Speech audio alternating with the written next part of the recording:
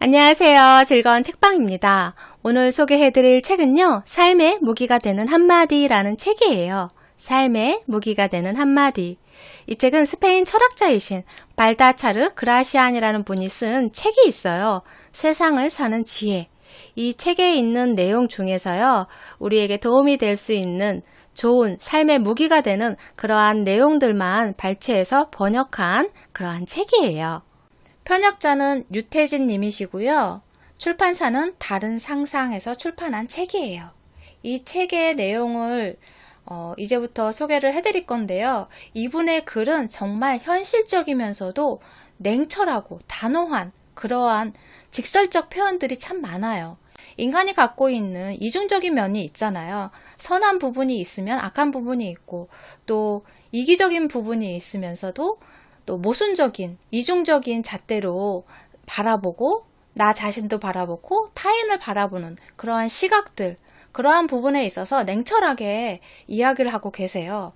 그렇기 때문에 어떻게 보면 지금 현 시대에 살아가는 우리들에게 꼭 필요한 이야기가 아닌가 싶어요. 지금부터 책 내용을 소개를 해드릴게요. 총 7장으로 되어 있고요. 1장에서는 더 현명한 나를 위하여, 2장에서는 유리 인간 대 다이아몬드 인간, 3장에서는 사람의 마음을 움직이는 기술, 4장에서는 성공적인 삶을 위한 무기, 5장에서는 인생의 심리전에 대처하는 법, 6장 세상을 꿰뚫는 나만의 시선, 7장 나답게 행복하게 살아가라. 총 7장으로 되어 있고요. 오늘 일부분을 읽어드리고 다음 시간에 또 한번 소개를 해드릴게요. 제일 먼저 읽어드릴 부분은 첫 장에 있는 온전한 인간이 되어라, 그 부분을 읽어드릴게요. 이 세상에 온전한 인간으로 태어나는 사람은 없다. 다만 조금씩 우리의 인격과 직업의식, 가치관이 성장해 가면서 온전해질 수 있다. 그 온전한 인간이 되기 위해 일종의 순례자처럼 하루하루 발을 내딛는다. 결코 하루아침에 이루어지는 것이 아니다. 또한 어느 누구나 순례자가 될 수는 없지만 인생을 살아가는 모든 사람은 인생의 길이라는 한복판에 놓이게 된다. 그러다가 문득 자신의 변한 모습과 마주하게 될 것이다. 한층 고상해진 치미와 샘물처럼 맑은 정신, 분노에 휘말리지 않고 현명한 판단으로 절제된 삶을 살아갈 때, 그리고 인색하고 무례하며 조급한 마음을 자신의 의지로 자연스럽게 다스릴 수 있을 때, 그때가 바로 온전한 인간이 되어가는 것이다. 능력은 갖추되 적당히 드러내라. 그 부분을 읽어드릴게요.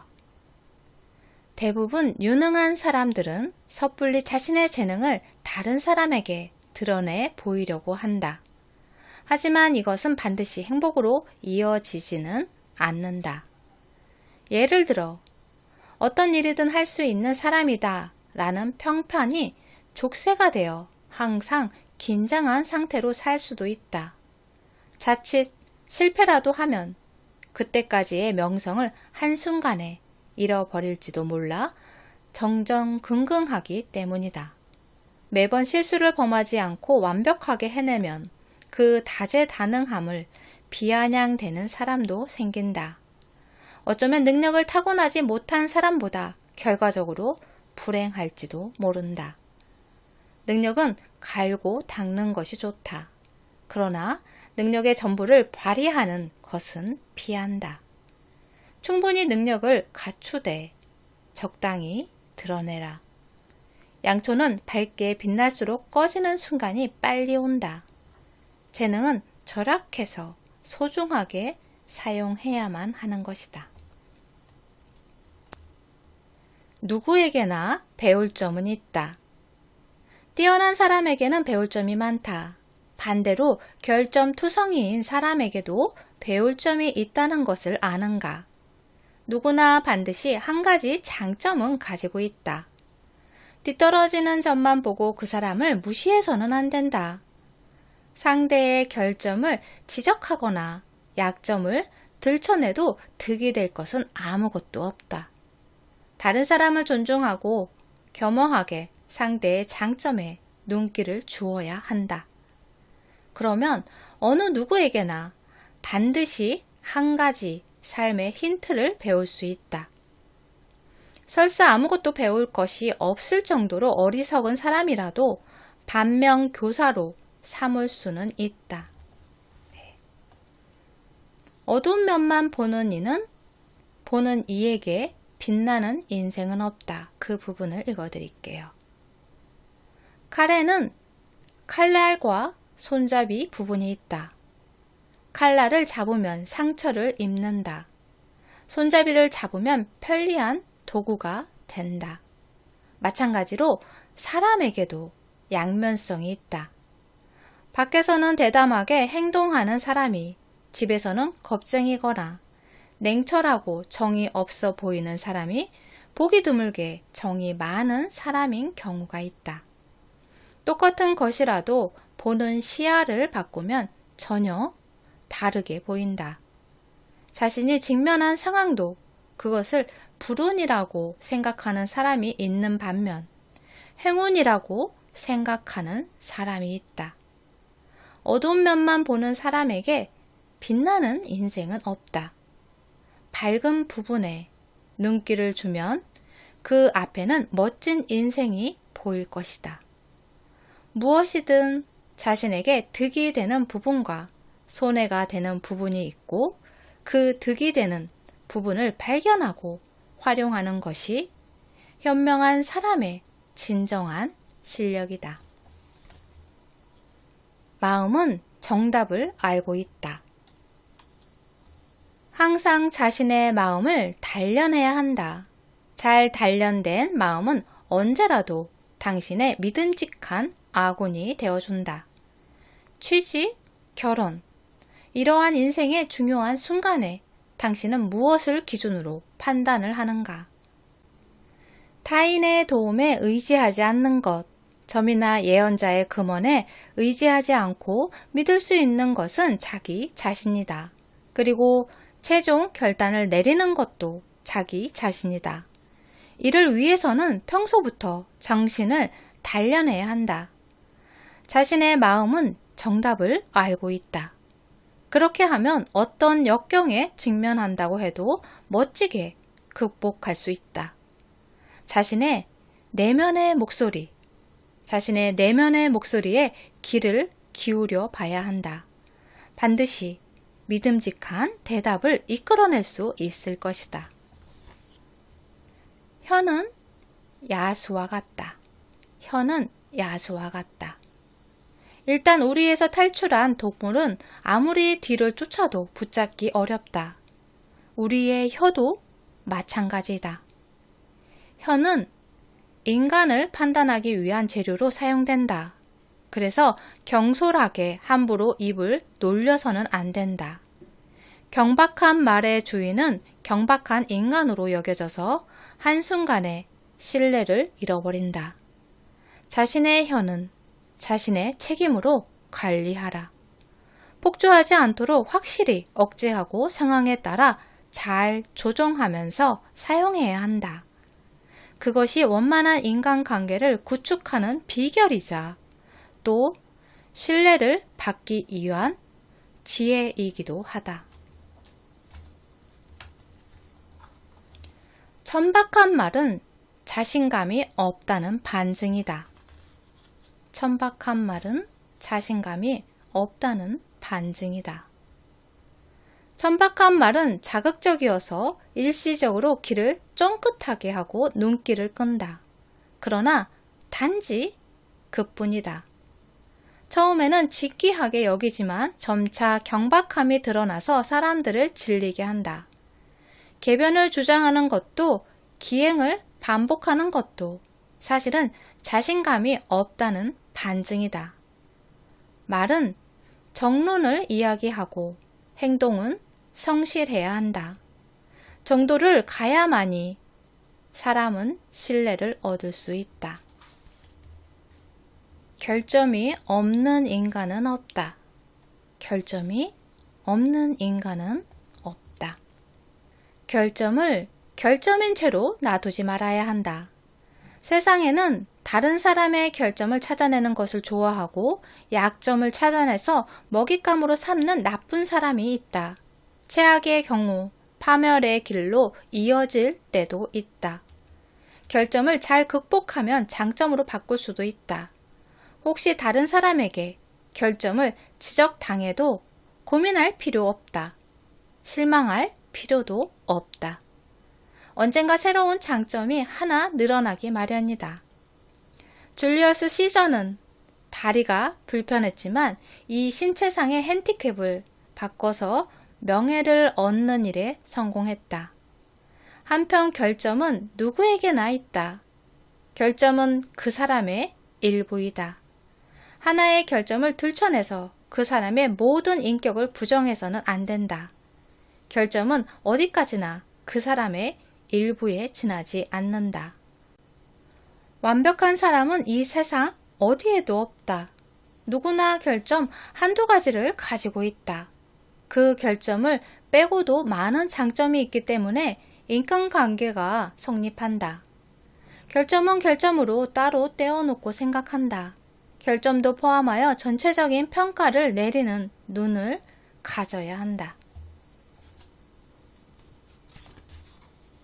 불행은 불행하게도 전염된다.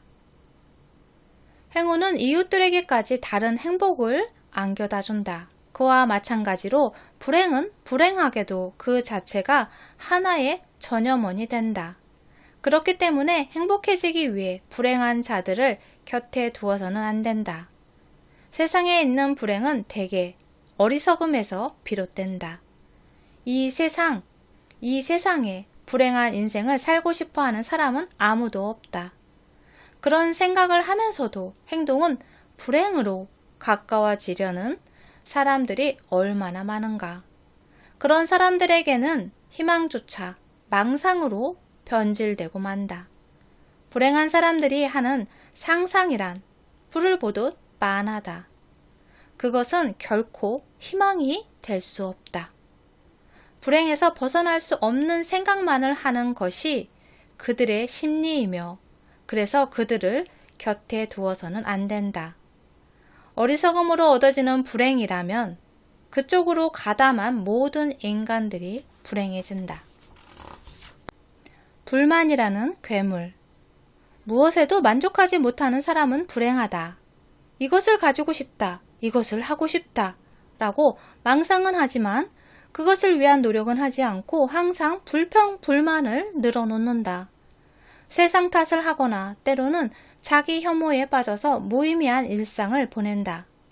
현명한 사람은 이런 망상으로 하루하루를 보내지 않는다. 자신의 내면을 객관적으로 응시할 수 있기 때문이다. 마이너스 기운이 생겼다고 느낄 때에는 의식적으로 플러스 기분을 이끌어낸다. 이렇게 해서 균형을 만들고 안정을 회복한다.